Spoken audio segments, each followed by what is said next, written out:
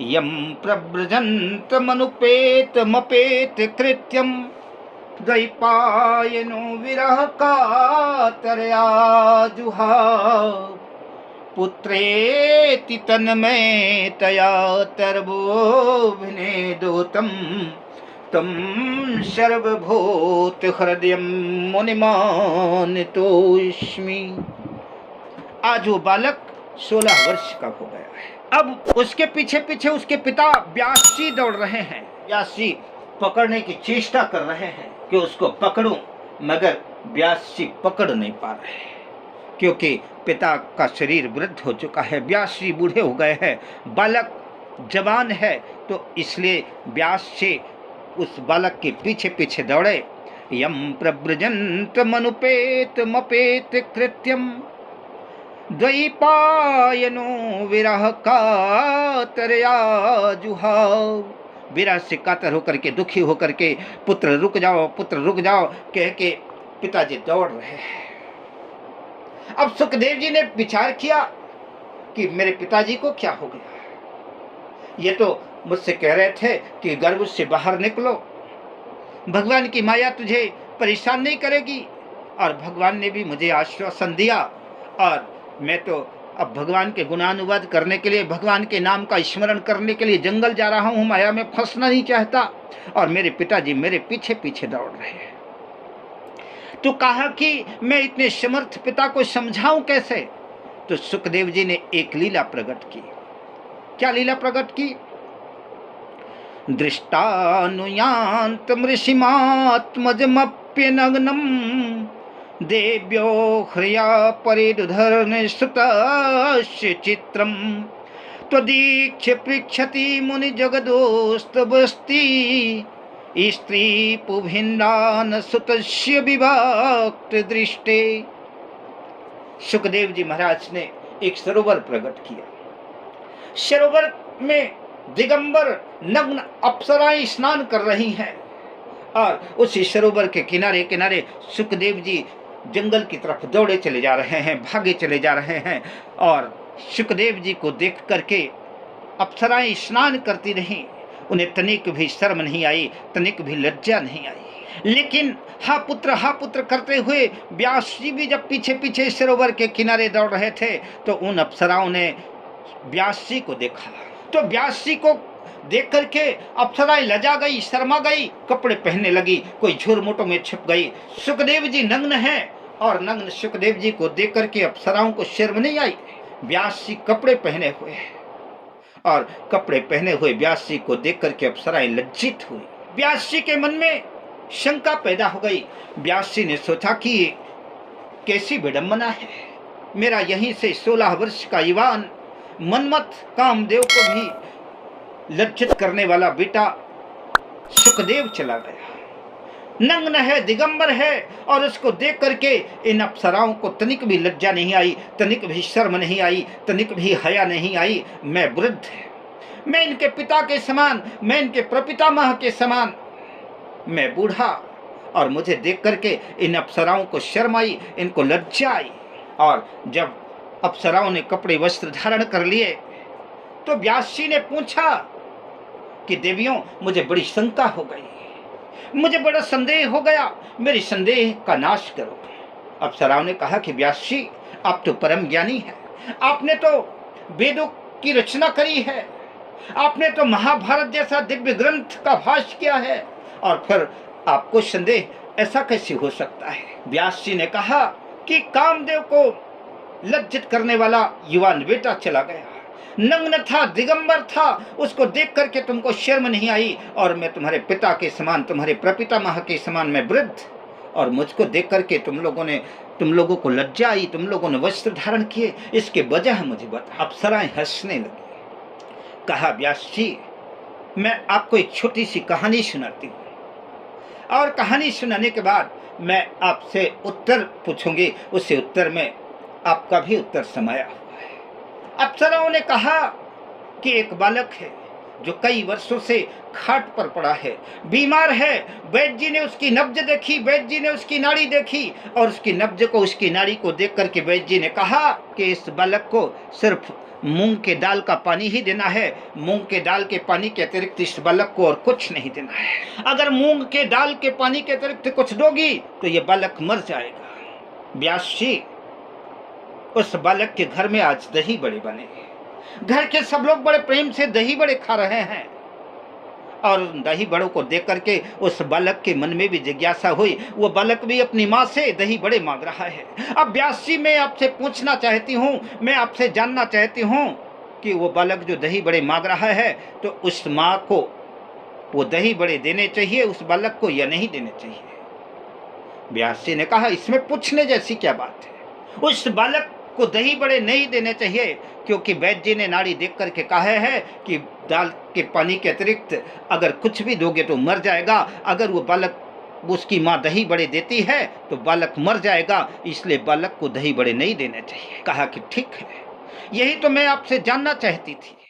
तो व्यास जी, मैं आपसे पूछना चाहती हूँ कि बालक भी तो जानता होगा कि मैं दही बड़े खाऊंगा तो मर जाऊंगा, फिर बालक दही बड़ा मांग क्यों रहा है?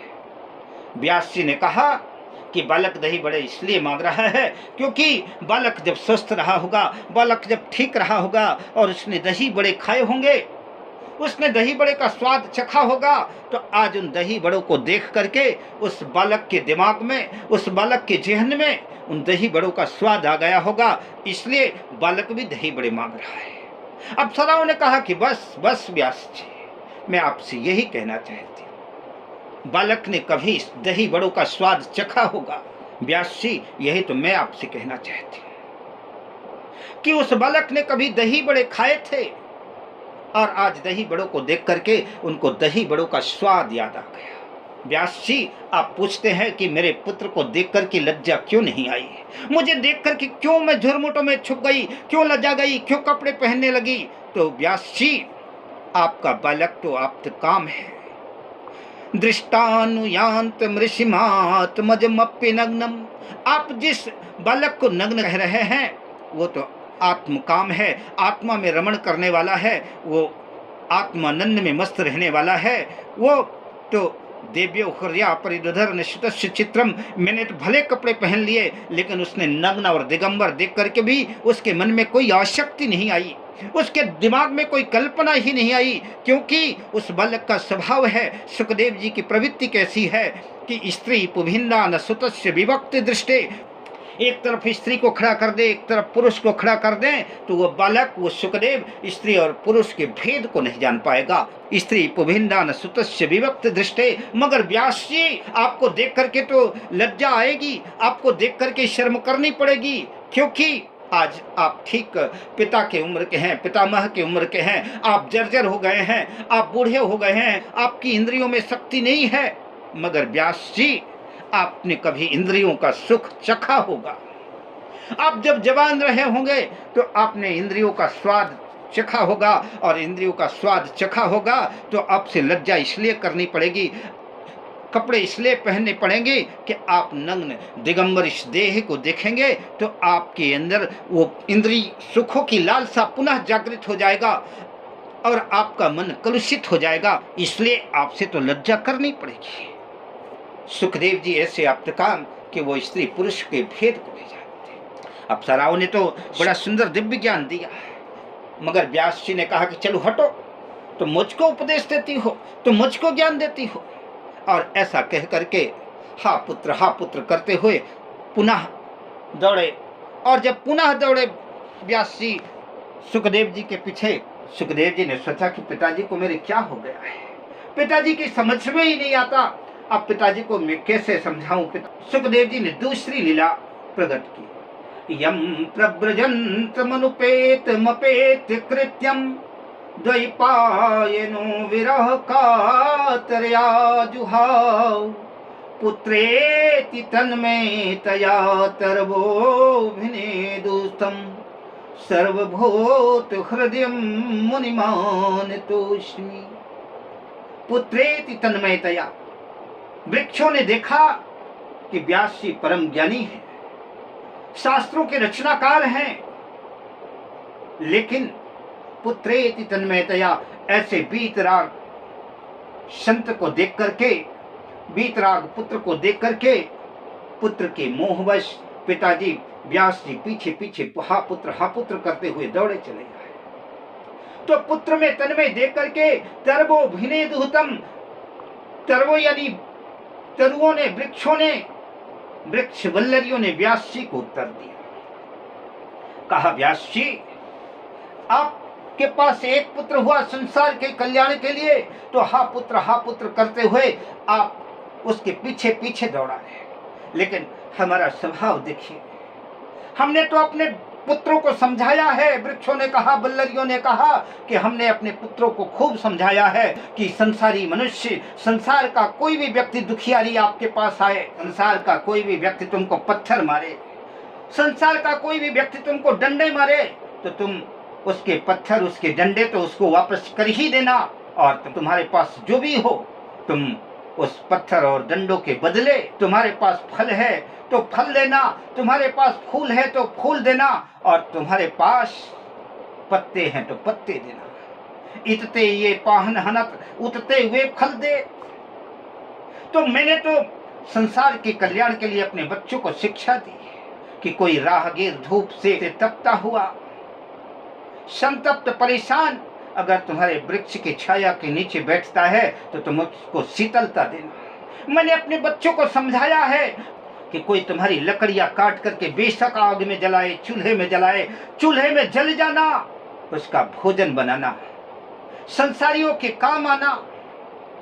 कोई तुम्हारी लकड़ियों को काट करके घर बनाना चाहे, अपने लिए आशियाना बनाना चाहे, तो तुम बेशक कट जाना, लेकिन संसार के काम आना। और यहाँ तक कि कोई तुम्हारी लकड़ियों को काट करके तुमको कोई मुर्दे को भी जलाए, कोई शव भी जलाए शमशान में, मरघट में, तो मरघट में तुम मुर्दे को लेकर के जल जाना तो जल जाना, लेकिन कभी ऊख नहीं करना, कभी आहट नहीं करना। तो व्यास जी आप तो एक पुत्र की जिज्ञासा में, एक पुत्र की लालसा में, मोह में इतने अंधे हो गए कि आप उसके पीछे पीछे दौड़े चले आए, और मैंने तो अपने पुत्रों को संसार के कार्य में ही लगा दिया है। पर महाराज आपकी तो मैं क्या कहूँ, पर ऐसे सुखदेव जी को मैं बारंबार नमन करता हूँ, बारंबार प्रणाम करता हूँ। वृक्ष वल्लरियों ने सुखदेव जी को प्रणाम किया कि तम सर्वभूत हृदय मुनिमान तुष्मि।